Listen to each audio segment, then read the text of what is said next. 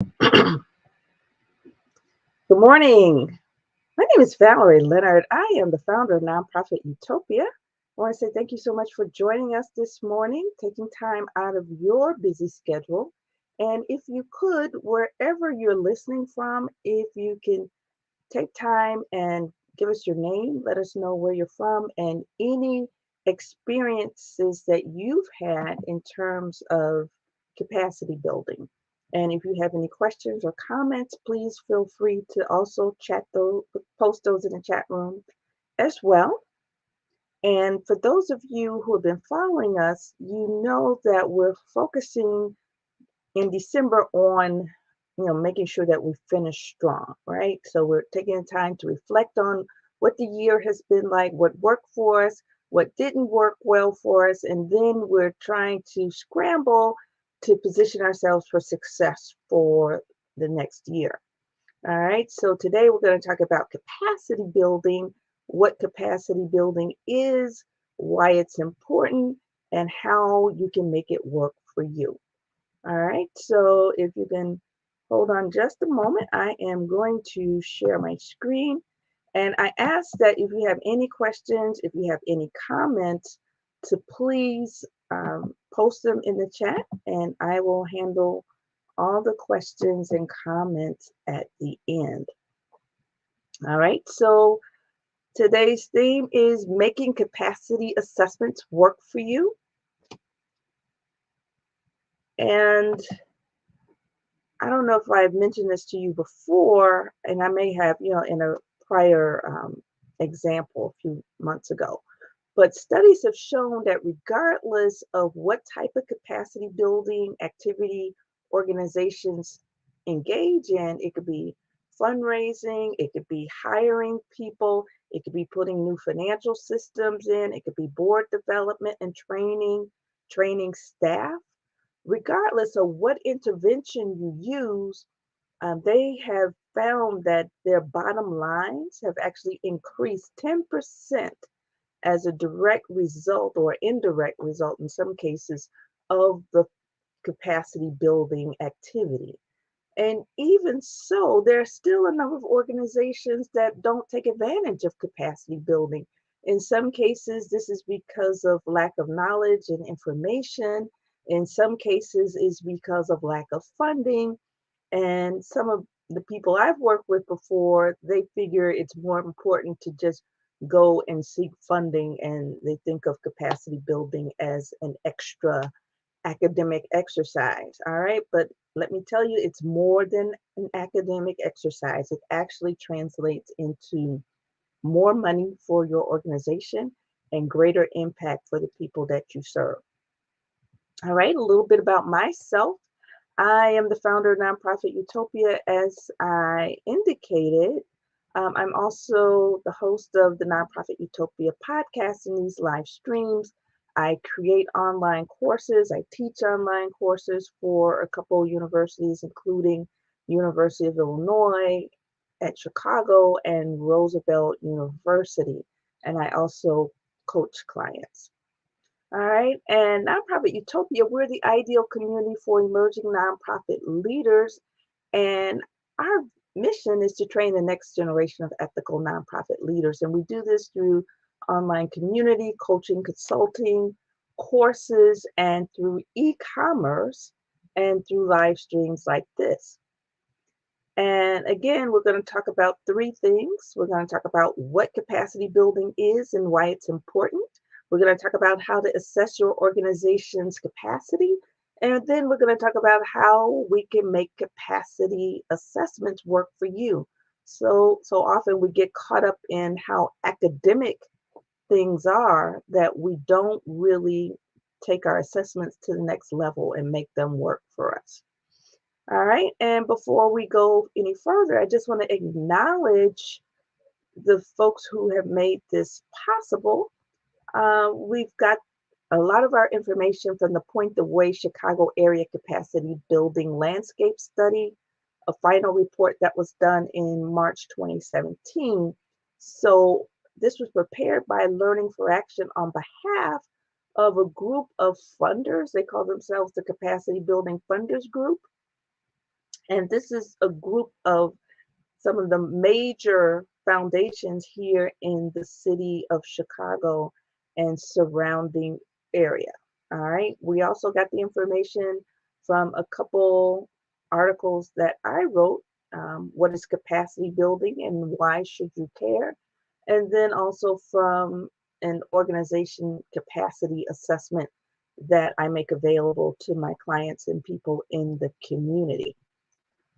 All right, so first of all, what exactly is capacity building and why is it important? And simply put, this is going to be our definition. People use various definitions, but our definition that we're using is capacity building is any intentional and sustained effort to improve an organization's functioning. All right, so that could be board development, that could be fundraising, that could be putting financial systems in place, that could be hiring people, that could be strengthening programs, etc. And when we talk about a focused intervention, we're talking about focusing on one specific area of need. For example, you might find that you need to automate your financial system. All right. So in that case, we're looking at a focused intervention and we're just, focusing on that one area. But when we talk about developmental intervention, we're talking about assessing the whole organization, among various areas, right? And then, working out a plan to address those areas simultaneously.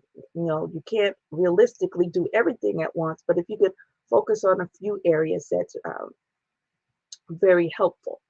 All right, so a developmental intervention seeks to understand a potential problem within the context of the organization's performance in relation to the full range of capacities, and then tailor the intervention accordingly. In short, again, that's assessing your capabilities in a number of different areas, and then you are taking those needs that you identify and you are prioritizing them. And then a developmental intervention also seeks to strengthen the organization as a whole. So that would be across 7 areas within the context of the stage of your development. All right. So a large institution, their capacity building is going to look a lot different from a startup, right? So here is a slide from from the report I was telling you about, the Point the Way report that was developed by Learning for Action. And I think this gives you a really good sense for what capacity is. All right. So these are the 7 areas that they have identified as the most important. And I try to align any assessments that I'm going to be doing with this model to make sure that I'm in alignment with the thinking of some of our top foundations within the city of Chicago and the state of Illinois.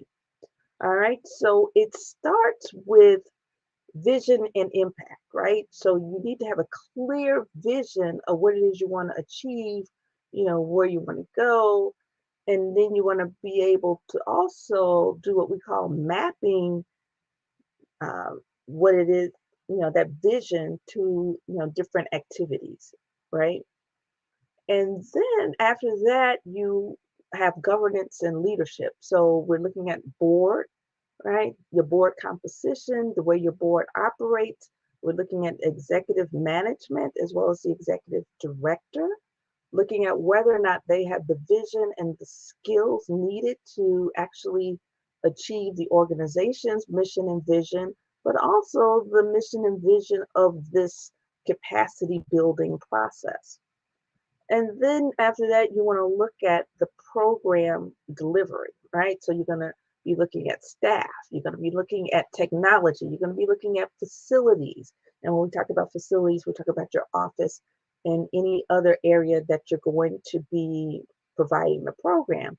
And then you're going to be looking at other capabilities as to how you're going to deliver the program. And a good place to start is by, examining the community needs and developing a theory of change, and then doing a program logic model, and then you proceed from there.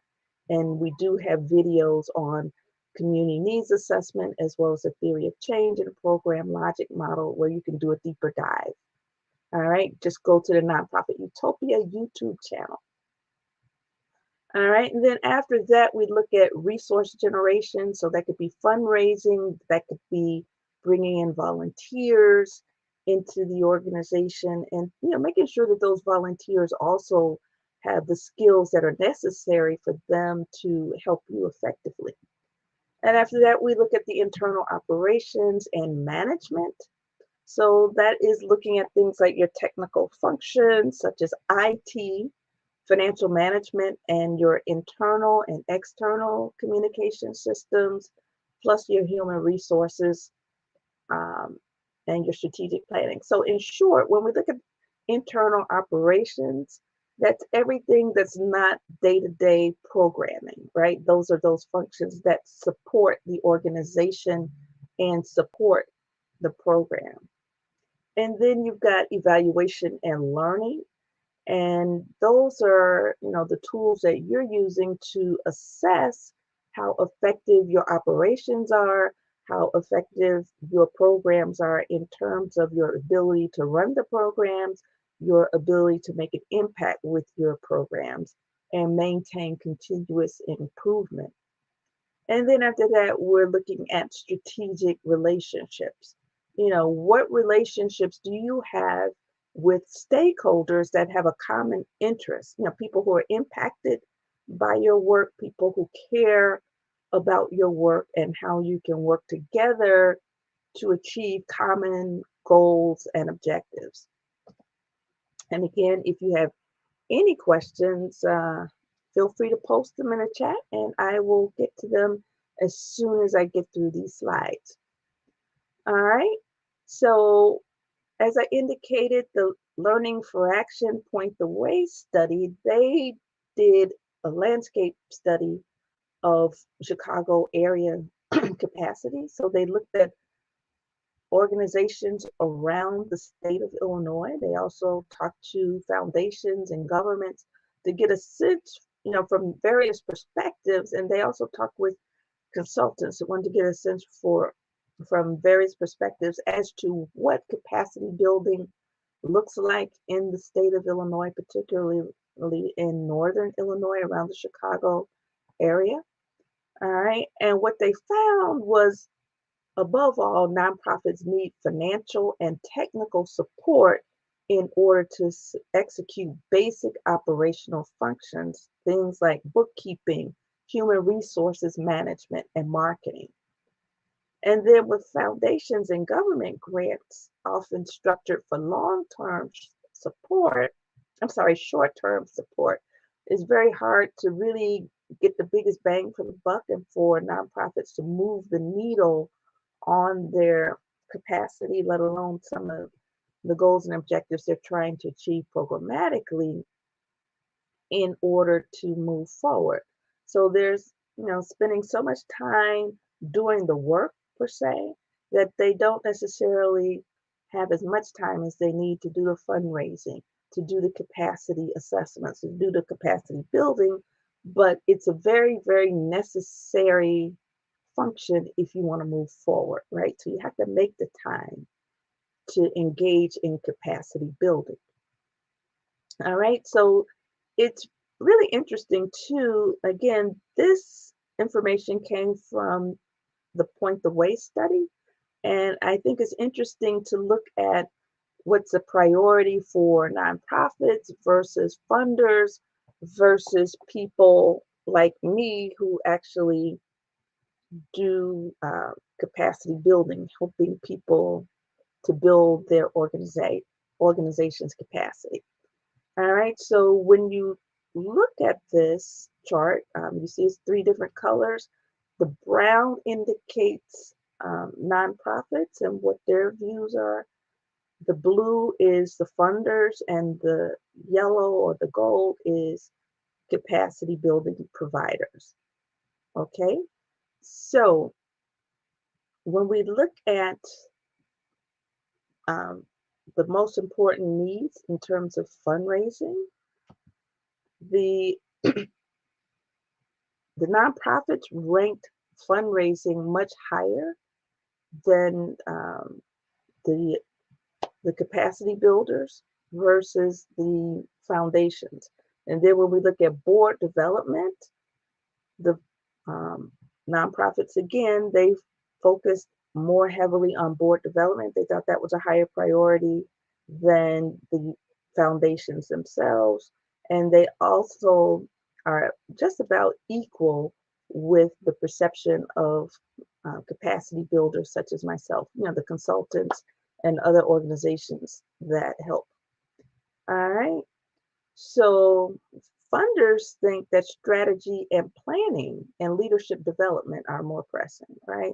So if you look on the left, you see that the nonprofits think that, you know, board development and fundraising are most important. That's the goal.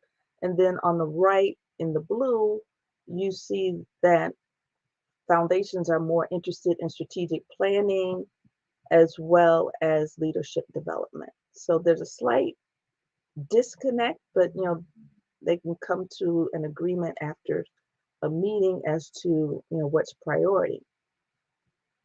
All right, and then here is a chart that shows you what nonprofits capacity building habits are. You'll see that in most instances, organizations who are going through capacity building, they are looking at more than one intervention. They're not necessarily focusing on one thing. They're focusing on three or more different things, trying to address the problem holistically. And they're most likely to use consultants. You see that 82% of the organizations hire a consultant to help them. And then 49%, they focus on a single department or the entire organization. And then about 40%, and these are not meant to add up to 100, they were asked to check all that apply. And 39% said that they have coaching, 39% said that they have short-term workshops or classes or they attend them. And then you'll see that only about 15% have, they engage in the long-term workshops or courses. This might be because of time constraints, it might be because of budget constraints.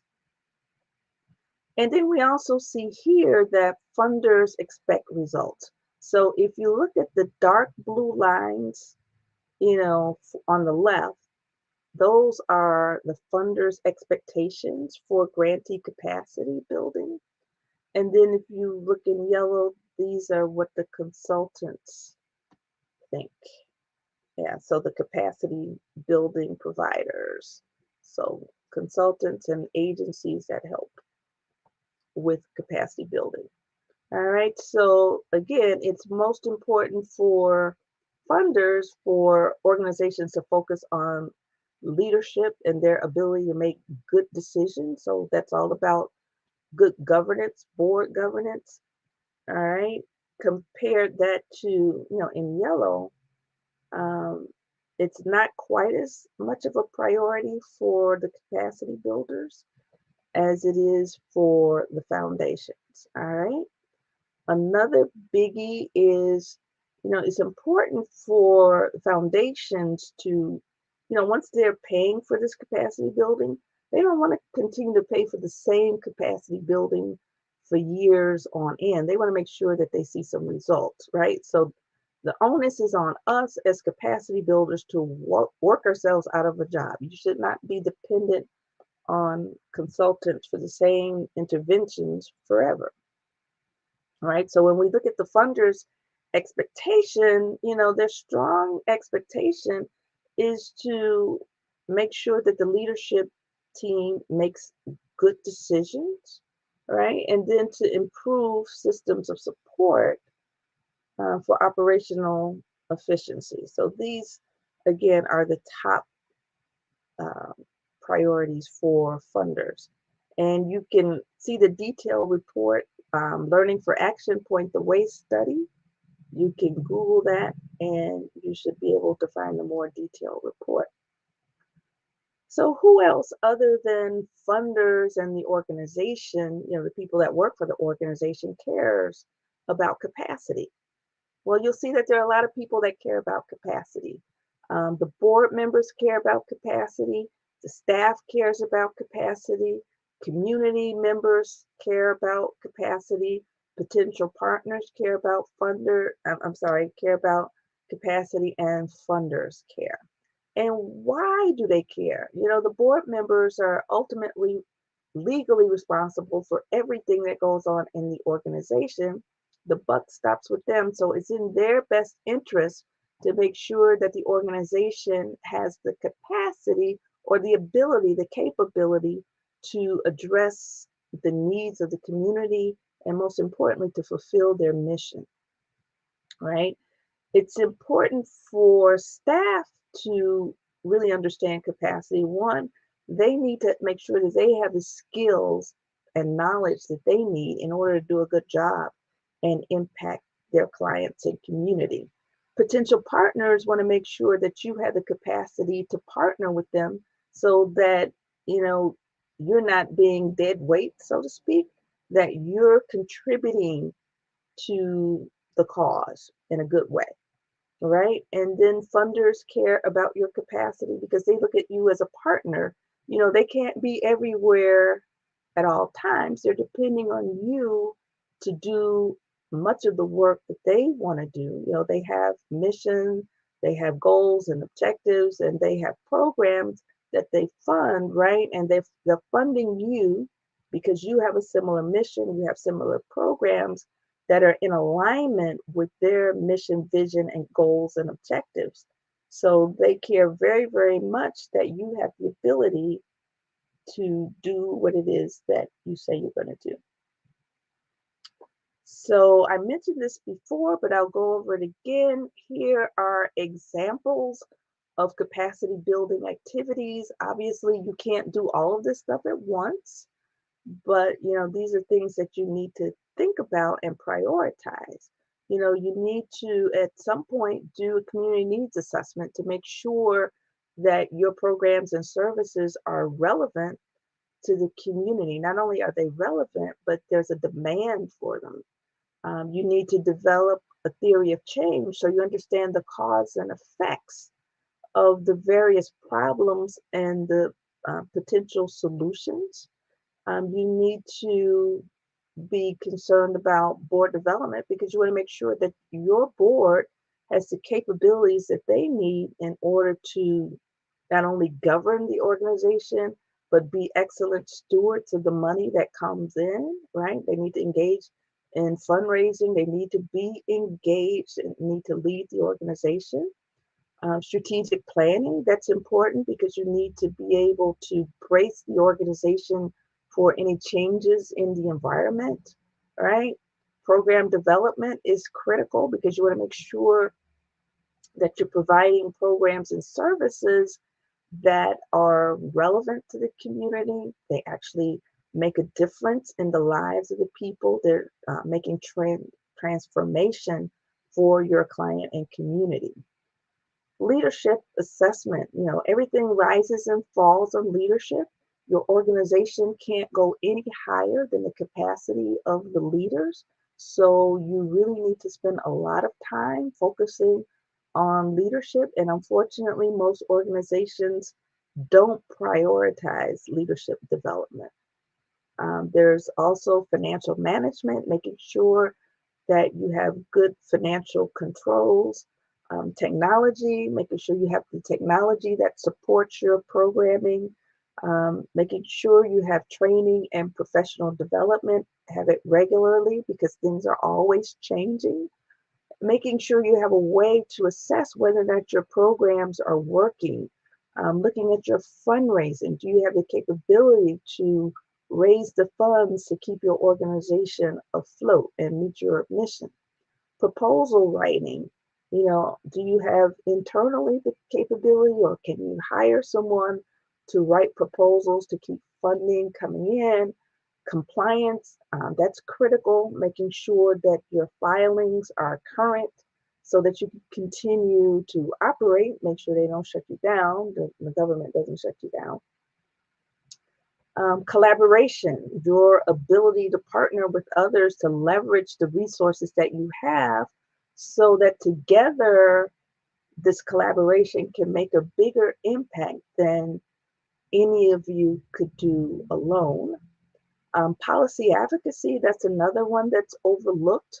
Making sure you're in constant contact with elected officials, with people who work for government agencies, letting them know how their policies have a positive impact or a negative impact on your clients and your community, and suggest ways that they can make change to lift all boats.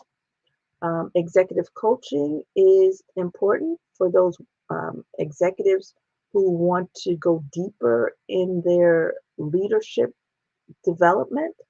Organizational assessment is important so that you can understand, the strengths and weaknesses of your organization among those 7 different um, items that I shared a few slides ago.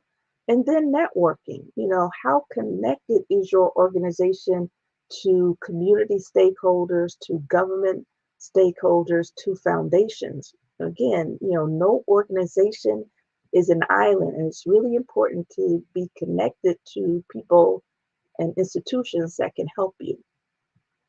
All right. So, how do we assess capacity? It's a number of ways. First impressions, you can get a feel for whether or not organizations are strong based on your conversations on the telephone, with the receptionist, right? Um, Based on your attending events, based on your walking through the premises.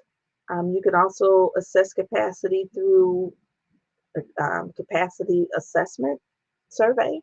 You can do it through a SWOT analysis, looking at the strengths, weaknesses, and opportunities and threats.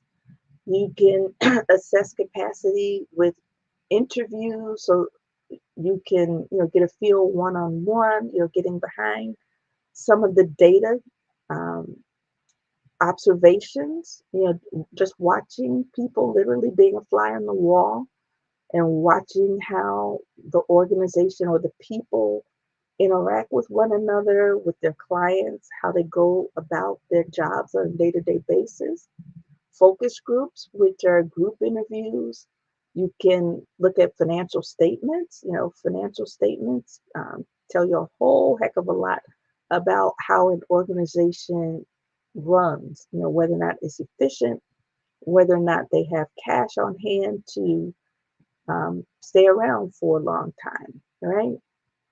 You can look at Form 990s. Form 990s give you financial information, but it also gives you information on board governance and other things that give you a sense for how an organization manages its affairs.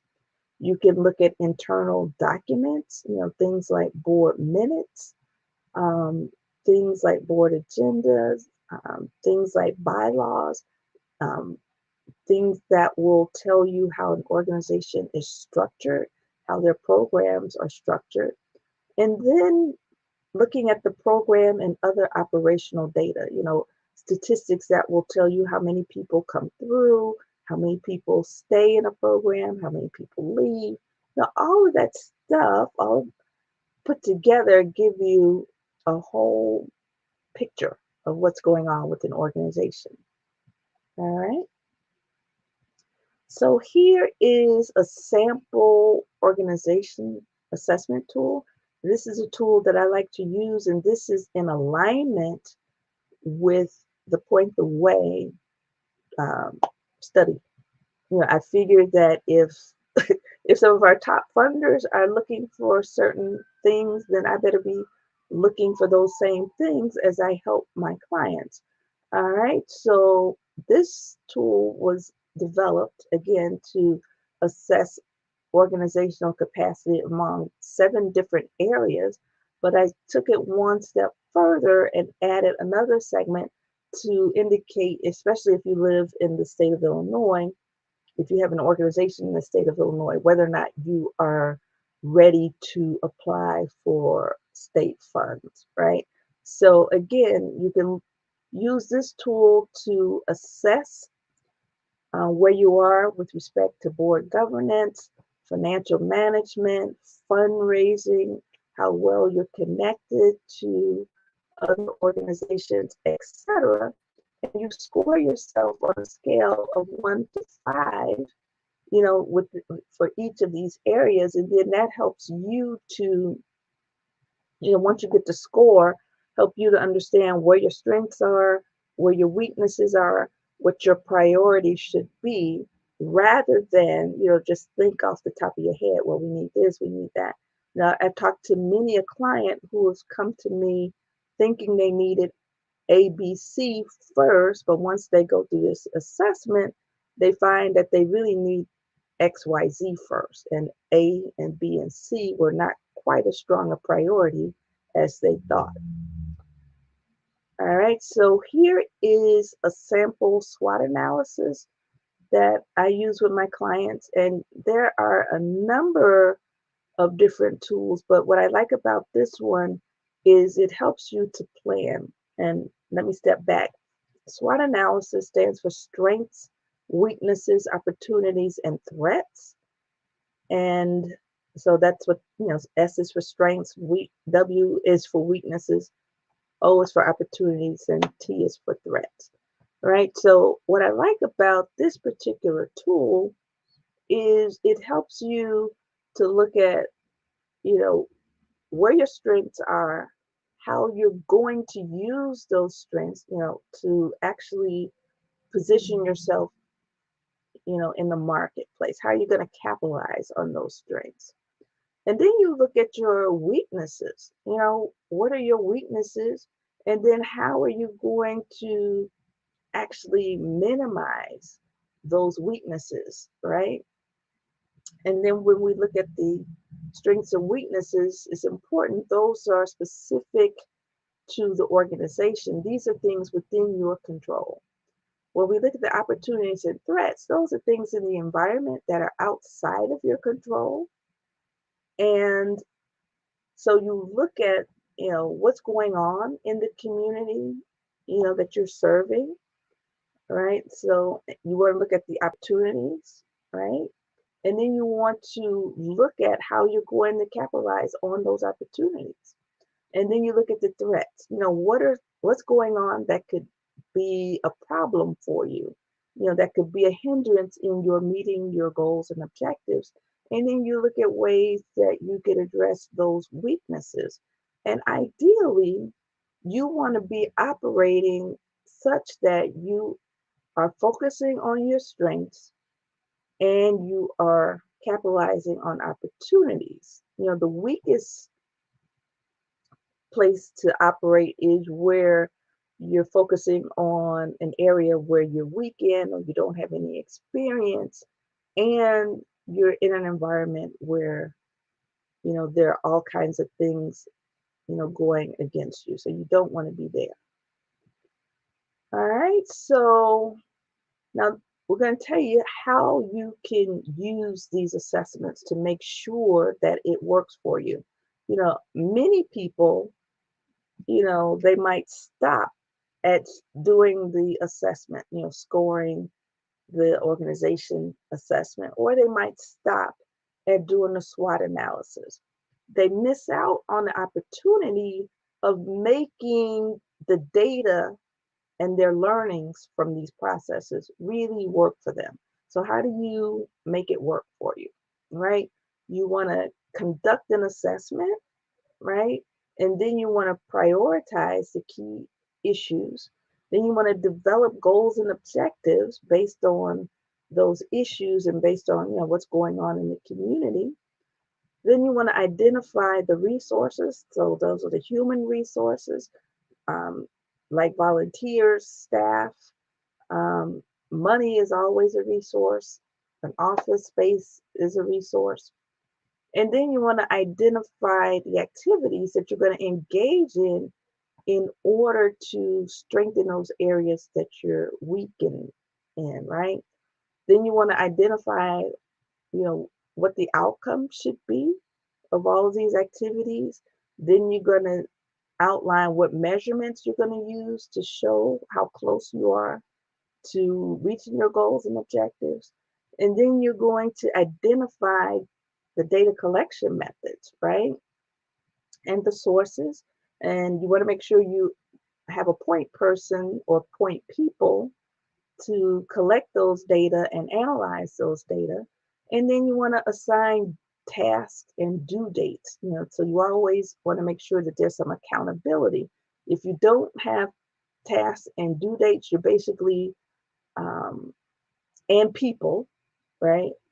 You're basically leaving things up to chance as to whether or not you'll get it done. You have to develop a budget. Then you want to develop a way of monitoring your progress, after you develop the plan. And then you want to periodically report impact. So you want to have periodic reports at the staff level as well as at the board level. And if you're a member of the nonprofit Utopia community, you will have access to this workbook, How to Develop Your Nonprofit Sustainability Blueprint. So it basically asks you questions that helps take you through these steps and then begin to develop your own plan. All right, and here are some capacity building resources that I have found to be very reliable and very helpful in the work that I do. AMPT, Advancing Nonprofits, that's an organization that focuses on capacity building for Black and Brown organizations on Chicago's South and West sides. And Nonprofit Utopia, I have shared information with you about us. We do consulting, we do coaching, we have an online community. Forefront is an association of capacity builders, foundation, and nonprofits. And they started off with being an association of foundations. So what makes them special is they serve as the intersection between the foundation world, capacity builders, and nonprofits to make sure that there is cross-pollination of ideas and support and making sure that they can elevate the entire nonprofit sector here in Illinois.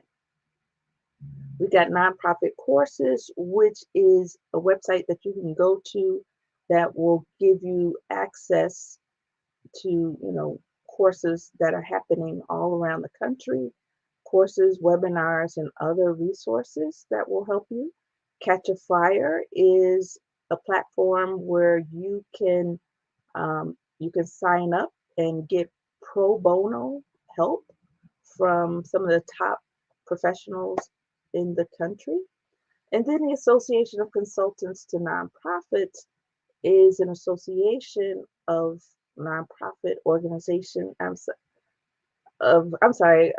an association really of consultants that focus on nonprofits. So you have accountants, you have fundraisers, you have people who focus on strategic planning and other capacity building activities. All right, so if you want to contact me, feel free to do so. Here is my contact information, and I also encourage you to follow Nonprofit Utopia on social media. So that's Facebook, Twitter, YouTube, and Instagram. All right, so that brings us to the end of our presentation. If you have any questions or comments, please feel free. All right. Hi, Yvonne. I hope you're still with us. If you're not, I want to say thank you so much for joining us. All right. And Sheila, my church member and associate. Thank you so much. Sheila has been with me from thick and thin. She was with the nonprofit Utopia when we launched. So thank you so much for joining us. If there anybody else who has any questions, if you have any comments, if you want to make yourself known, please feel free to post in chat. All right. And if you don't have any more questions or comments, I will sign off now. Again, I want to say thank you so much for joining us. If you want to look at the replay, you can go to the nonprofit Utopia. Go to the nonprofit Utopia YouTube channel.